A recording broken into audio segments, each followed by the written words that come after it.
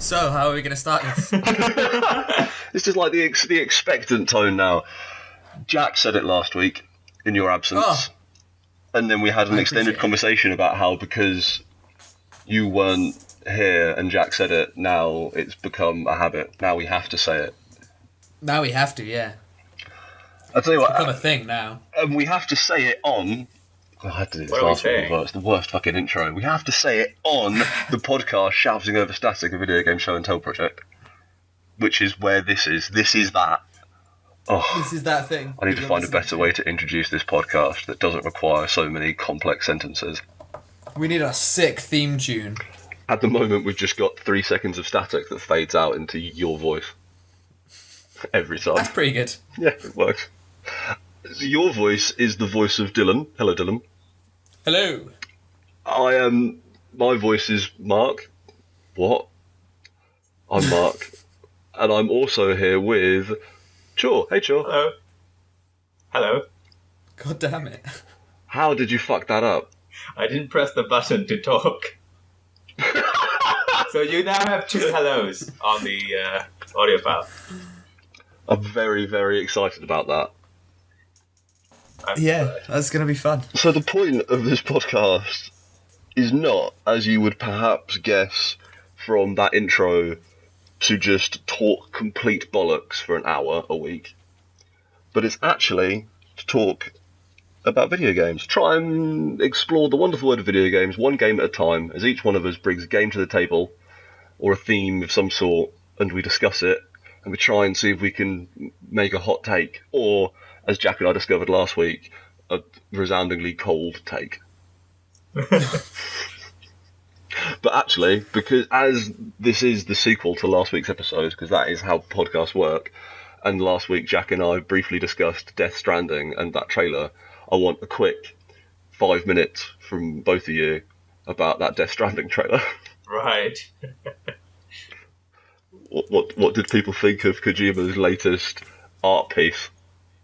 It was... I don't know if I can talk about it for 5 minutes. I feel equally bemused as I have about all the other trailers, and I still don't have a fucking clue what's going on. I have watched a few videos of people explaining that trailer, and it's still, it's still pretty bonkers. Also, those people are just making shit up. Well, I could probably put out a trailer being like, this science man represents the science of Scienceville, and this science man represents the science of Deathville. No, they did dig up quite good theories, actually, but still, it's still lots of speculation, obviously. It's like if you watch Game Theory, he makes pretty good convincing theories, but they're obviously complete bollocks. Yeah, that is... You know what, Dylan? Convincing bollocks is probably the pretty accurate description of that trailer. Yeah. It's difficult to pass. There is the first half of it almost makes sense in a way that I really enjoyed. So the first 4 minutes... The first half of it... Yeah, the first 4 minutes of that 8-minute acid trip almost makes sense. With, Norman Reedus hanging out. This time he's got trousers. And he's got a robe. He's got a backpack that claps. And there's rain that makes you old. Yeah. And then there's, black oil monsters. And it seems to be trying to do something. And then some shit happens, and... Yeah, there's some stuff with the baby. But one of the guys explaining the trailer put it together with the older trailer with Guillermo del Toro. Yeah. And if you match the timings up, they do match up. And when Mads in the second trailer did the hand gesture, it matches up with the ghost figure doing the hand. Yeah, I've seen that comparison as well. Well, the same thing happened between the first 2 trailers, didn't it?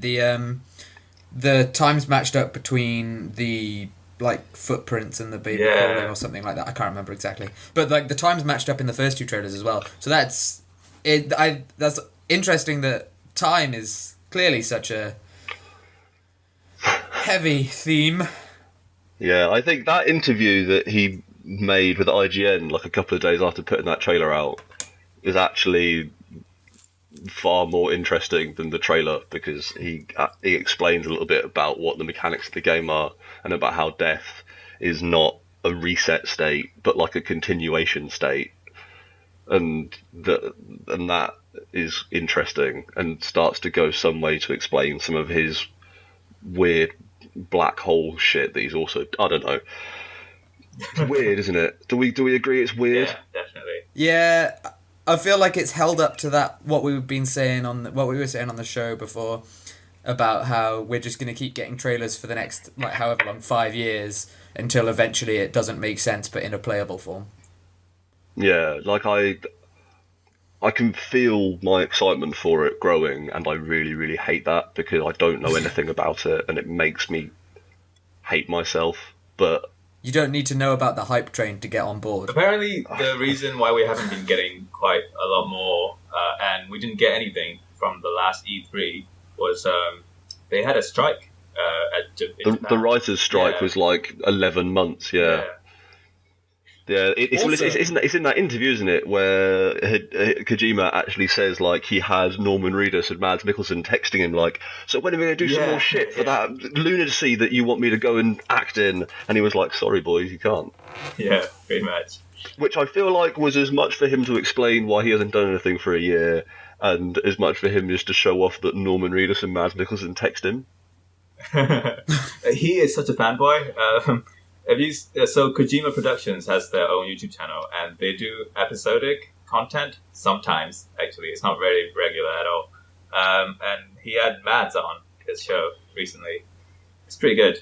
He's a very, very Mads big fanboy of Mads. You would be, wouldn't you? Yeah. Mads is pretty great. Yeah. Yeah. It was that interview as well. Also had Kojima being like, "Oh, I'm really sad because everyone on the internet keeps telling me that I'm not doing any work, and I'm working really, really hard to try and make a really good video game, and it's really sad." And I was like, "Oh, Kojima, it's okay. I believe in you, sort of. You fucking lunatic."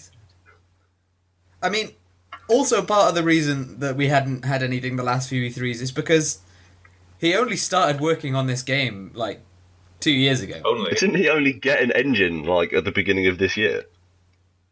Yeah. Yeah, Actually, yeah. like he was walking around looking for engines, wasn't he? So it's not like he got the Decima engine in like January. he started hyping this game up very, very early. But it's playable now, But right? he's also bits of it apparently. Yeah. He's also said pretty emphatically that it's going to be out before the year in which Akira is set, which is 2019. Okay. Oh wow, really? So Holy he's fuck. actually come out saying, he said it's definitely going to be out before Tokyo 2020 Olympics, and he said more specifically probably before Akira is set, which means at some point in the next 18 months probably. Wow. If he hasn't lied. Well, when's Akira set in 2019? Like maybe it's December Yeah, 2019. This is it, right? He could just be being a bit cheeky, right? He is a bit of a cheeky man. Yeah, you're right, Shaw. He said that there are now bits of it that you can like totally actually just play. Yeah. And Mark Cerny, I think, was saying it makes sense after like 4 or 5 hours of playing it. I don't know if that was a joke or a real thing, but yeah. Yeah, I could believe it. I think the story about how he got the Decima engine is really nice. About how he went to see the engine and then Guerrilla Games just handed him a fucking like a nice wooden box with all the source code on like a fucking USB pen in it, and just like presented it to him as a gift. And we're just like, here you go. You don't even need to license it. Just, we really like you. Wow. Have the source code to our fucking dope engine. And apparently he was incredibly honoured by that. But you would be, because it's quite a compliment. Okay, so I just wanted to know when in 2019 Akira takes place, and I've not seen it. Or I think I have, but I don't know. I can't remember. I don't think I have. The Tokyo Olympics happens in that. What? In 2020? Yeah. Huh. Or is going to happen in that. That's crazy. How did Tokyo know? Well, I mean, I I guess maybe that's the reason they planned it. But good job, Tokyo. They did it. Yeah, Proud that of is wicked. Also, you should watch Okay. it Maybe here. they're just... Yeah, when you have time, Yeah. you sit down. I always have time. Okay. Well, we haven't actually got too much longer left because I've got to get on with my day, I'm Sure. afraid. But we are going to have to discuss. Now, I basically, because I knew we didn't have too much time, I pose a question. I bring 2 games to the table, and I pose an either-or question to the pair of you. Interesting. Do you prefer Grand Theft Auto 4 or Grand Theft Auto 5? Good question. 5 for me. Easy. Yeah? Easy.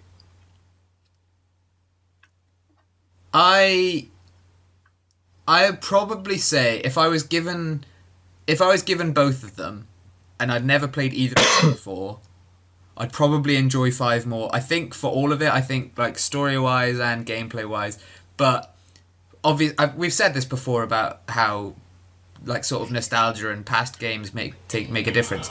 And like Grand Theft Auto 4 was the first Grand Theft Auto game I played, and I played that a lot. So I reckon that means more to me.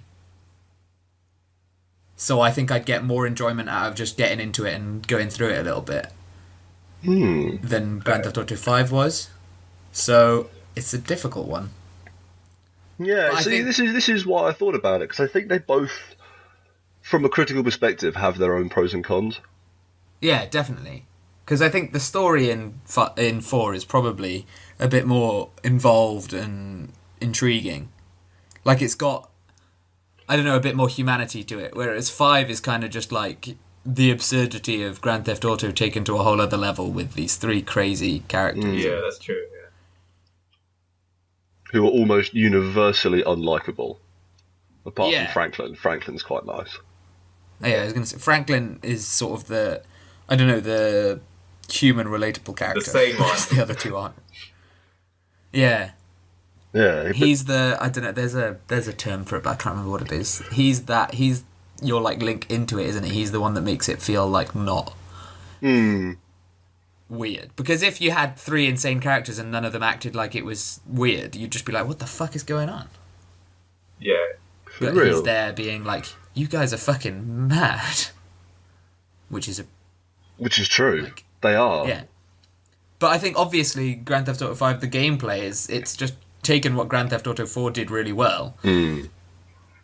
And then improved on it a little bit. Because obviously Grand Theft Auto 4 had that whole new aiming mechanic, didn't it? And it was really good. Yeah. Yeah. And like that changed a lot of stuff. And I think that's what I've said before about going back. Like that's the reason I can't really go back to San Andreas. Because I never played it before that, and so I'm not used to that whole different control scheme. Like the lock-on aiming and stuff. Yeah. So, like, I think Grand Theft Auto, I think that's especially hard as well, because Grand Theft Auto 4 and 5, if you had said San Andreas in 5 or San Andreas in 4, well, I think any other person would have the same issues as me, right? Like, Well, I know think- you like San Andreas, so Yeah. Yeah, that I- was a difference would win still be every there. time. Yeah, like I would probably make an argument for I could make an argument for pretty much all Grand Theft Auto games as like the best one in like the 3D era. Like 3 is obviously like revolutionary. I think the tone I think Vice City is the best they ever did in capturing like the tone. I think San Andreas puts together like an incredible world and like a sense of exploration and excitement that I think is really good. I think 4 tells an incredibly powerful story. Like for all of its mistakes about the way that it handles and plays and the fact that it looks a bit like a brown muddy mess, I think it tells one of the best stories they've ever tried to tell because it doesn't have any pretense to it. And I think 5 plays like a fucking dream. Like 5 is an incredible video game just to sit down and play. I think that's why GTA Online has done so well, isn't it? Because it's basically just come and play our game and don't worry about the story stuff. It's just come and tit about. And that's what a lot of people are doing. Like, I did that in Grand Theft Auto 5. I didn't play the online stuff, but I went in and just played around. Yeah, totally. I mean, Because- we invented drinking games to play in GTA 5 because it was that fun to play and just be in that world and run around and do shit and get into hijinks and drive cars. Like, you could never ever drive cars the way you drive cars in GTA 5 in any other GTA game. Like, shit like that. No. Yeah, like, how so? Or, I mean, if we wanted, for a start, in GTA 4, all the cars handle like shit. Right, okay. I see. Notoriously, in GTA 4, they handle like absolute crap. And then You can't just bomb around the streets in 4, can you? no, not at all. And then obviously 5 as well. Like, if you bring in Franklin and his slow-mo power for driving, it lets you do incredible maneuvers and stunts and other stuff while behind the wheel that allow you to get pretty wild when you're just driving around on the single player. Right, yeah, I gotcha. But yeah, I think because I actually find myself thinking about GTA 4 versus GTA 5 quite a lot, and I think I think a lot of the stuff in 5, a lot of the single player experience in 5, I found incredibly disappointing. Yeah, I think they had heists, right, as with the big pillar stone missions in 5. And they just kind of fell flat. They didn't really feel like really big grand missions. No, they just felt like a mission. Yeah. It's not like you did anything with them. You just went to a place and shot some things, or didn't shoot some things, depending on how you did it. And yeah, like that was the thing as well, wasn't it? Like, it was so easy to pick, like, oh, I'm going to pick path A instead of path B for this heist, and I'm going to get all set up for that. And then you actually play it, and you find out the path A was a bit shit. You actually had to spend like 20 minutes driving a submarine without doing anything. yeah. Yeah. Yeah. You know, like They tried to make it this whole, I don't know, huge thing. So I think that's the different, like that. What you were saying about 4, it was actually telling a story, and you were sort of in this one character. So it had its big moments, but it wasn't like it went over the top. Obviously, it went over the top because Grand Theft Auto, but it didn't have any sort of, or it didn't have too many completely outrageous moments where it was just like, why am I doing this? Whereas 5 seemed to have them all the time. like, yeah, everything was an outrageous moment. Yeah, exactly. And it was like the whole point was sort of the, and I guess that might be like they're trying to say something, because it's not like Grand Theft Auto has ever shied away from sort of critiquing America. Yeah. And it's almost a point of, nowadays America does do everything big, and they've always have, but nowadays especially everything is big and taken too far and blown out these and ridiculous things. Yeah, so like it very well could be that it's a comment on that, like, why the fuck are we using submarines? And it's like, oh yeah, because sort of if Americans could, maybe they would all have submarines. Yeah, it's yeah. I mean, it's the first GTA game that has come out in like a post Michael Bay Transformers world. Yeah. You know, but I just think, like, for the rap, GTA 4 gets such a bad rap for all of its fucking "Hey Nico, it's your cousin" bullshit, but it also managed to take what is quite a difficult story, the story of an immigrant in New York, and managed to make Nico quite a compelling character, and make his friends compelling, and make his arc compelling, and make the choices you have to make throughout that campaign about saving friends and who do you pick and what choices do you make here, and do you go for like making the important bonds with the less successful people, or do you basically use people as stepping stones to try and get your own like power and wealth? And Yeah. thought, And I guess it's even it even says a lot, the fact that people do still make fun of and talk about the whole "hey, it's your cousin" thing. Nobody talks about Grand Theft Auto 5 in that way. And yeah, it might be in a slight mocking tone, but if it's in a mocking tone, does it matter when it's not like it's offensive to it or anything. It's not like it's detrimental. It's, you're still talking about this game that came out however long ago now. almost 10 years And ago it's now. not, it's not even in that bad of a way, is it? It's like Like, people talk about how annoying it was that Roman would call you all the time, and it was. but Roman was also a really great character. Yeah. Like, there is an icon. It's Roman was great. Packy was great, the Irish guy. Yeah. Yeah. Who was it Brody? The gay dude. Or he wasn't gay, but the massive gym head who was constantly implied to be actually secretly a homosexual. Who was called... Didn't he get his own expansion, DLC? Yeah, I think so. He was in the sort of... The gay ballad or something? No, he wasn't actually the main dude in the Ballad of Gay Tony, though. Oh, okay. Okay. That's not Tony then. I forget the dude's name, but like as a character, I think it was like Brody, wasn't it? Hang on. But like even now, what, almost 10 years later, Brucey, not Brody, it was Brucey. Yeah. Do you remember Brucey? Right. Yeah, I do. And like I'm actually almost scuppering my own point. 'Cause the point I was going to try and make was I remember more of those characters 10 years later than I do about characters from GTA 5 4 years later. But I'm forgetting their names somewhat. But yeah, you forget the names, but it does at the end of the day you remembered the character, and that's really like there's Brucey and there's the reggae dude who's like your best mate, who's fucking hilarious. What was his name? Jacob, I think. Yeah, yes, little Jacob. Yeah, I do remember that name. Yeah, and like there's all the missions you go on him. He always lights up a joint in the car, and you start driving really funny. And Nico's like, "What the fuck are you smoking, man?" And like it has all these really great character moments, and Nico is really well developed as a character.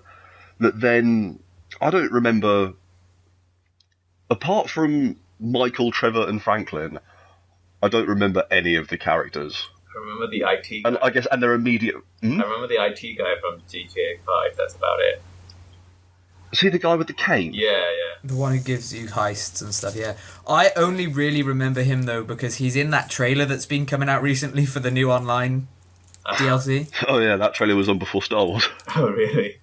Yeah. Yeah, GTA Online, the Doomsday heist.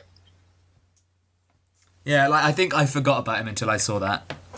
Yeah, like... And like I know Franklin had a friend because that's the first mission you do, but I don't really remember. He walks your dog at some point or something. Oh yeah. Yeah, and like Michael's got his family.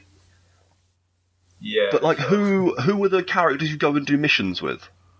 Who aren't like Trevor and Franklin and Michael?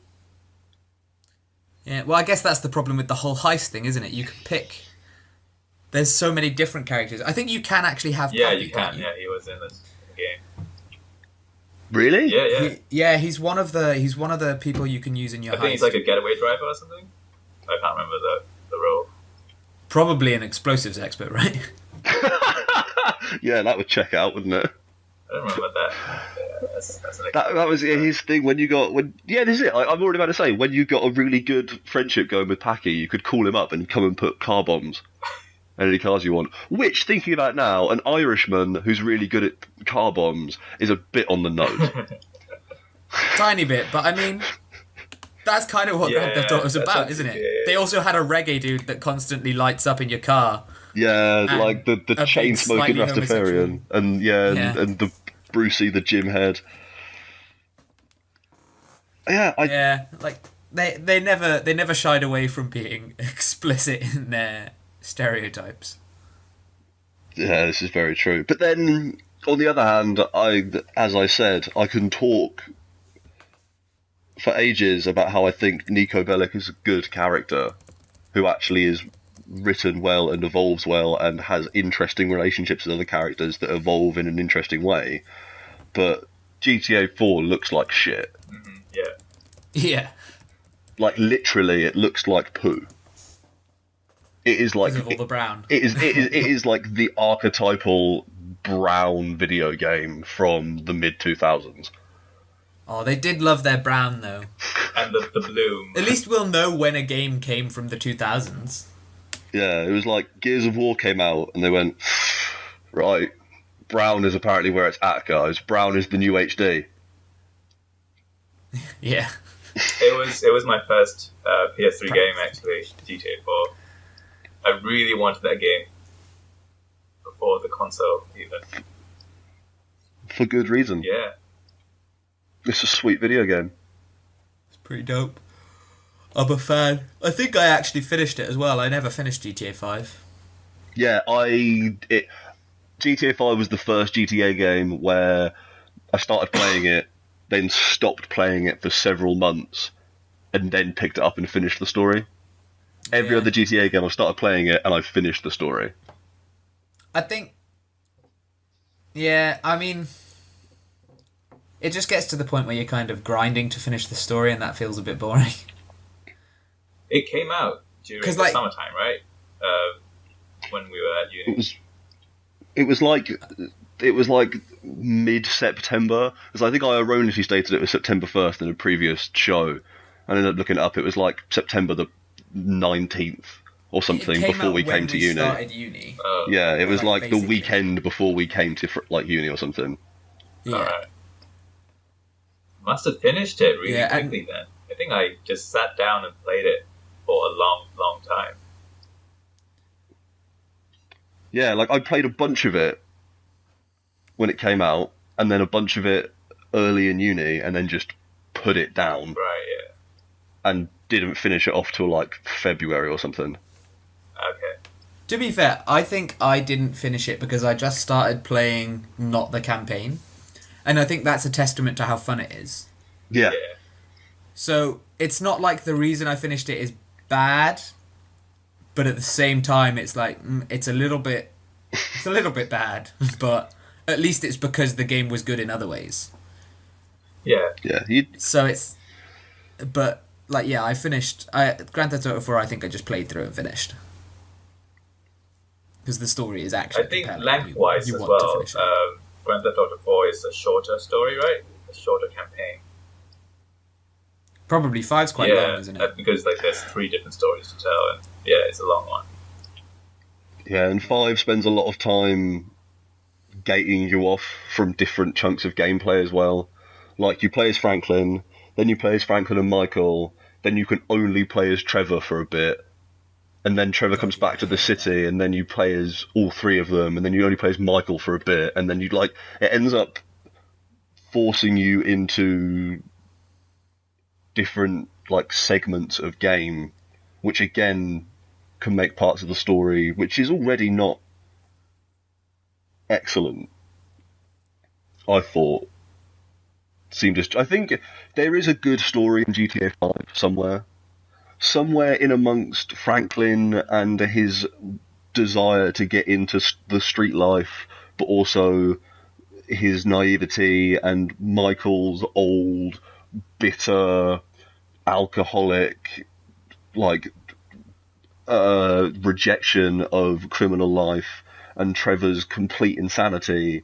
There is a good story to tell, but they bog it down with, like, Michael becoming a film producer, and, like, fucking Trevor torturing, like, Mexican cleaners for no reason for, like, half an hour, and all this other shit that makes it just seem so bloated and, like, unfocused. Do you know what I mean? Yeah, That's definitely. the word there, yeah. Like, I think San Andreas had the same problem, because I never finished the storyline, to be honest. I just messed around, because the gang, you had to control the gangs, right, to basically, like, go through the story. I can't remember. Yeah, to get out of Los Santos at the beginning, before you can do the mission that gets you out of Los Santos, you have to control a certain amount of gang territory. And that's a long game as well. San Andreas is, without a doubt, probably the longest one they've ever made. Like, it's basically 3 full games on, like, each island. It's nuts. It's a really long game with a lot of stuff, like, story that it tells. So I can totally appreciate why you wouldn't finish it. Because, also, you're right, there is the main story about CJ trying to find out who killed his mum and what's going on with, like, the enemy gangs, but you spend a lot of that game like fighting rival casinos and developing your sweet car garage in fake San Francisco and hanging out with a dude in the desert going on ridiculous government missions and other shit that just doesn't focus the plot at all. Yeah. But I mean, it's not like we say that we've got these things to say about these games and how long and sort of bloated they might be, but anybody who ever played them has good memories of them. So I think totally. At the end of the day, it's. I mean, that's why GTA is such a sort of trusted and loved franchise, isn't it? It's just that they, even when they make a slightly bad version of their game or there's a bad aspect to their game, it doesn't just take away enough for it to actually make any dent in how great of a game it is. You can just get some they are just from messing around in the world. Yeah, like they are a studio of such incredible talent that even when one bit doesn't hit the mark and leaves you thinking that it's not the best, there's always another bit that you can go, yeah, but this bit is so good that, at least as I said, every single GTA game has a bit in it that is so good you could argue it's the best one. Yeah. And I'm so worried with the way they're taking it now that if they ever do make a GTA 6, what's it going to be? Like, they've just completely dropped any DLC that they're doing for GTA 5 in favour of online content because it makes them money. And why would they focus on making a good single-player game when they know that they can just make a ton off of online stuff? Yeah, like where is GTA 5's Lost in the Damned / Ballad of Gay Tony, right? Yeah. Yeah, exactly. It's been nearly 5 years now. Yeah. Since it came out. Well, 4.5. Yeah. And it's still full price, and it still has no DLC. Like, this Doomsday Heist thing is the closest it's really got to any significant DLC story-wise, and it's not actually story or DLC. Is the online content any fun? Is it? I don't know. Have you guys played it? Apparently it's really hard to get into now because everybody you either have to pay to get anything worth using or everybody kills you instantly because they've all got jets because they've been playing for ages. You have to really, really grind for everything as well, don't you? Yeah. I've fucked around with it for about 10 minutes and I didn't find it hugely compelling. But that was also early on, and it had some pretty bad server problems when it first started. And now all I hear about it is you either have to spend like £100 on shark cards to get enough money to enjoy it, or you just have to grind for hours, and neither of those actually sounds like an attractive proposition. 50 quid in shark cards gets you like a single jet. There is a jet in that game that costs 50 quid's worth of in-game money, and it's just like, that's absurd. That's too much. Yeah. That's too much for any sort. It's not a microtransaction at that point, is it? It's a macro transaction. It's just a game. You could get the game for cheaper than you can get a plane in the game. And that just makes no sense. Makes sense why they wouldn't want to spend time making single player content though, when if they just keep coming up with new heists and expansions for the online stuff, people will just keep pumping money into it, right? Yeah. Yeah. It's just a shame to see sort of a trusted and loved developer. Well, at least they're now working on Red Dead Redemption 2, right? Yeah, but that's gonna be exactly the same. The guy in charge of Take-Two has already come out saying against this whole idea that loot boxes aren't gambling and aren't bad. Come out against them that they are gambling. So he thinks they aren't, and he thinks they're not bad. Which is just like that. Just suggests that Red Dead's gonna be mostly online themed and heavily based around loot boxes. Great. Which I think would be sad because Red Dead's sick. It will have a story. It will have a single player mode that will be good. But it's not going to have something as nuts as like the Undead Nightmare expansion. Yeah, probably not, because why would they? And Undead Nightmare is one of like the most insane expansions I've ever seen for a video game. Like, what a clever thing to do. And it was done with such care and detail. And it worked really well because of the setting and the way that universe works and the way that time period works. And yeah, it's not probably going to happen again. No. It's such a shame as well that Red Dead Redemption 1 is so fucking difficult to start playing. Because the first, like, so 8 hours of it is just tutorial. Yeah, I remember I picked it up to play again and I thought, okay, I'll push through the tutorial because the rest of it's really fun. Got to the stallion taming bit, and the horse sank into the ground, and my game crashed, and I had to start from the beginning again. And it's just like, oh my god, I'm just never going to play this game again. But you did. No, I've not played it since. Like, because I don't want to have to go through that again. Okay. Yeah, I think if you've already played it once, then it's definitely a hard one to go back to. Yeah, like, if you've got your save on your thing. But even then, once you've reached the end game, it kind of takes away a lot of it. It's kind of nice to be able to go through the stuff, even if you've done it before. And that beginning bit is just a bit too long. I understand why, because there's so many mechanics in it. You sort of need it, but it's just annoying. So I guess we'll see what happens with any further content along these veins, but we probably won't see a Grand Theft Auto in a very, very long time. Soon. I don't know. It's been a while now. What was the gap between 4 and 5? 5 years. 5. Yeah. Okay. 5.5 years. It was like May 2008, like September 2013. Okay. It was even less between San Andreas and 4. I think it was only 3 years between those two. So we're due for another GTA? No, we. I reckon it'll be Ridiculous. It'll be a little bit longer because, just because they've got. It's not like they're not making money. The only reason they'd release a new one is because they want to release a new game. Yeah. So it's not like they have the need to do it anymore, but they probably will still, because at the end of the day, they probably still enjoy making new games and putting them out there. Yeah, of course. Yeah, it was 4 years between San Andreas and 4, and then 5 years between 4 and 5. So we can expect one in a year and a half. 6 years. That's how it works. Sure. I'm an astronomer. I plot lines through things and then extrapolate the data. Checks out. That is a trend line if I've ever seen one. Yeah, I don't know. I don't know. I think it will be really, really interesting. I hope, personally, that...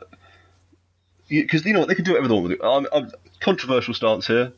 They can do whatever the fuck they want with the online stuff, because I'm probably not going to touch it. And as long as it still means that at some point they still attempt to make an open world video game with a reasonable story in it, and they attempt to do some stuff with that, then I'm pretty happy. What they need to do is take on board the criticism of 5 about how its story was bloated and disjointed and the satire didn't really hit, and they need to make sure that when they make 6, they either make a story with characters and character interactions on par with 4, or possibly even just do another period piece again.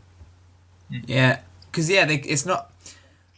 I don't think they should make another modern one, because it won't say any... At least there was... I think I said this before. There was enough of a change between the sort of modern, in quotes, in 4 and 5, that it was worth doing. But I don't think if you did another one now, it would be different enough. You might be able to do VR, but... Shit, man, a VR one would be pretty nuts. But I don't even mean the technology. I just mean the sort of world in which it's set isn't different enough. Yeah, that to is warrant true. a new one. Whereas, so they could go back and make another period. But what is there left to make? So I don't really know. Maybe they'll make a future GTA. That'd be weird. That'd be really weird. Especially since you can't... I guess you could satirise our view of the future, but... Yeah. You could probably make quite a funny... If you knew what you were doing, you could almost make like an Idiocracy style send up of what America will be like in the future. Yeah, that's true. It would be But like In crossed fact, I with think that's Back to the exactly Future what it Part would 2. Pardon? But like crossed with Back to the Future Part 2. Yeah, I Right. think that's exactly what it would be, isn't it? It would be Idiocracy, or it would be Back to the Future Part 2. Because that's exactly the kind of world that Grand Theft Auto offers you and envisions as America, is that sort of one that's going right down the fucking shithole. Yeah, like GTA already basically has Brando adverts in it. Yeah, exactly. But, yeah, I think... Who knows what they'll do, but... to answer your first question, I still don't think I know, but if I was to pick a game to play right now, I'd probably go 5. Okay. Yeah, I think you're right. How about you, Matt? I think if you were like, yeah, I think Dylan is right, and I think it fits with your gut reaction as well, Chor. I think if you said, look, you get to play 2 hours of a GTA game right now, which one do you want? Yeah, Which one do you want to play? I'm gonna play 5 because it plays the best out of all of them by a country mile. Yeah. But I still think that, yeah, I think we would be remiss as people who are attempting to have any sort of critical voice at all without saying that, like, 5 doesn't fully fulfill the promise of GTA, right? Mm-hmm. Yeah. Well, this is exactly what we're saying about... We've said it in so many episodes now, about how games... We're at the point where you can start viewing games as an art piece. We've said it before. And so you can't just judge games on gameplay, obviously, and how fun they are to play as a good measure of the game. And 4 is obviously more of a... It sounds like a stupid thing to say, but it's more of a work of art than 5 would be. In terms of what it tells and what it says. So I think... Yeah, it's hard to say which is better, but it's easier to say which I'd prefer to play. Right. Yeah, that right there is a hot take. Yeah, I think yeah, I feel like we've answered that question. I actually have to go, I'm afraid. Yeah. If you guys want to keep talking about GTA, feel free, but I'm gonna have to bounce, guys. I also need to go and do Yeah, stuff. me too. Oh, good golly, look at us all with our finished on a lives. good moment. Yeah, I think that's good. But I'm also, I am going to say that I think the story in GTA 4 is a lot better than the story in GTA 5. Yes, definitely. It's the story Okay. before gameplay Cool. for 5. That's about it. All right, sweet. Gym mechanics for 3. I picked an either-or question in a hope that we'd come to some sort of blows, and one of you would have something really profound to say about either how bad the story in 4 was or how good the story in 5 was, and we could get a bit of a debate going. But it turns out, once again, we all have about the same opinion on video games. Yeah. Man, we make such a great podcast. Yeah, man, we definitely play both sides of the discussion. I might just have to start being devil's advocate and just start being really contrary. I reckon we could find someone that is completely opposite to us in opinion. Probably Tom. No, I reckon Tom would agree. Yeah. Yeah, I think I've actually had this discussion with Tom, and I think he does Ah, agree. damn it. Okay. I could get Iris on because the only games she likes are Rayman and Trackmania. Trackmania. Oh, is a So good she'd have game. some. But Rayman and She'd probably Trackmania are both prefer really good. She'd probably prefer Grand Theft Auto 5 because that's basically got a shit version of Trackmania in it. So, there you go. There's our opposing take. Trackmania wins. Trackmania. Trackmania is the best Grand Theft Auto game. I think you can get mods in GTA 5 that makes you basically into a Trackmania game. Well, no, Grand Theft Auto Online has a track builder. Yeah. Yeah, it does. They look like Trackmania tracks as well. Yeah, like they're over-the-top, colourful sky roads.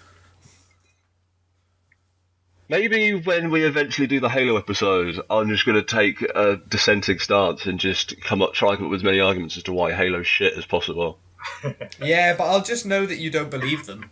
But we need to find a game that at least one of us disagrees on. I bet I could find one. Yeah. Okay, that's going to be my mission for the next episode.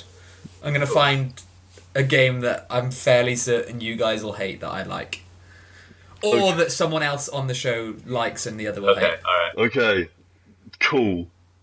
Right, that sounds like a plan, boys. Well, yeah, that beep in the background was me having to go and get the door. Right, gents, it has been a pleasure. This has been Shouting Over Static. See us on iTunes, see us on YouTube. I've been Mark, I've been here with Dylan and Kyaw. This has been concise. I'm going to hit stop recording now and go and get the front door. Bye, guys. Bye. Bye. Bye.